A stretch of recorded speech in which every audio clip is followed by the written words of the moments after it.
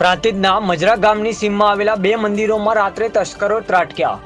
સાબરકાંઠા જિલ્લાના પ્રાંતિજના મજરા ગામની સીમમાં આવેલા હનુમાનજીના મંદિરે તેમજ દીપેશ્વરી માતાજીના મંદિરે રાત્રે તસ્કરો ત્રાટક્યા હતા। ત્યારે આ અંગે પ્રાપ્ત થતી માહિતી મુજબ દીપેશ્વરી માતાજીના મંદિરમાંથી ચાંદીના 17, ચાંદીની પાદુકાઓ, ચાંદીની મગમાળા, સોનાના 17, સોનાનું મંગલસૂત્ર સહિત માતાજીના ઘરેણા તેમજ દાનપેટીમાં રહેલ રોકડ રકમ સહિત સીસીટીવી કેમેરાનો ડીવીઆર તેમજ રાત્રે હનુમાન દાદાના મંદિરના પૂજારી રૂમમાં સૂતા હતા તે સમયે તસ્કરોએ પૂજારીના રૂમની જાળીને સ્ટોપર મારી મંદિરમાંથી ચાંદીનું સિંહાસન, ચાંદીના 17, દાનપેટીમાં રહેલ રોકડ રકમ, કેમેરાનો ડીવીઆર લઈ તસ્કરો પલાયન થઈ ગયા હતા। આ સમગ્ર ચોરીની જાણ સવારે ગ્રામજનો તેમજ માઈ ભક્તોને થતા પ્રાંતિજ પોલીસને જાણ કરવામાં આવી હતી। ત્યારે બંને મંદિરોમાંથી મળતી માહિતી મુજબ સોના ચાંદીના દાગીના સહિત રોકડ રકમ મળી 10 લાખથી વધુ રકમની તસ્કરોએ ચોરી કર્યાનું જાણવા મળી રહ્યું છે।